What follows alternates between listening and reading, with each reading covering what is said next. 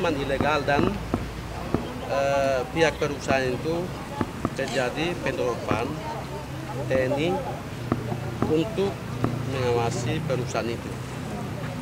Dan saat ini kita sudah melihat beberapa harta benda dan manusia sudah kembali. Sehingga ini di luar dari nalar manusia, setelah dibunuh dibakar. Jadi tidak boleh. Nah, jadi pihak keamanan tolong pemusuh masalah ini tolong kita klarifikasi sesuai dengan undang-undang atau hukum yang ada di Indonesia. Biar masalahnya bisa selesai di wilayah selatan. Dan penyelesaian masalah tapal batas itu wilayah administrasi pemerintahan silakan rebut. Tapi wilayah tapal batas adat harus kita audiensi secara empat mata. Pemerintah Timika, Dogiai, Deyai, dan pemerintah provinsi siap untuk memfasilitasi penyelesaian masalah tapal batas adat itu. Jadi lebih baik masalah ini kalau kita selesaikan, kita kembalikan untuk penyelesaian masalah tapal batas ke suku Kamoro dengan suku Me. Itu lebih penting.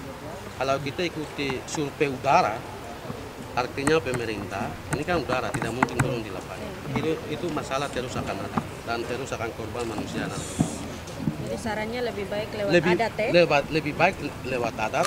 Dan salah satu tanda dari suku Kamoro dengan Me, mereka pernah tanam buah merah dulu. Tanam buah merah itu dari suku Me, suku Kamoro tanam kelapa. Itu namanya Umaya yang seperti tadi sampaikan dalam pernyataan sikap dari peduli manusia dalam wilayah selatan. Saat itu kami pernah tidak lanjuti sampai di tingkat provinsi karena akomodasi terbatas sehingga kami tingkat dan belum sampai di kementerian. Nah, sehingga untuk kedepannya, mari kita fokus untuk pulangkan perusahaan Somlion ini membawa satu masalah besar antara suku Kamoro dengan suku Me. Sehingga ini saya tahu tentang perusahaan ini, itu dia tidak punya surat izin. Jadi saya anggap perusahaan itu ilegal. Sehingga perusahaan ini harus kita pulangkan.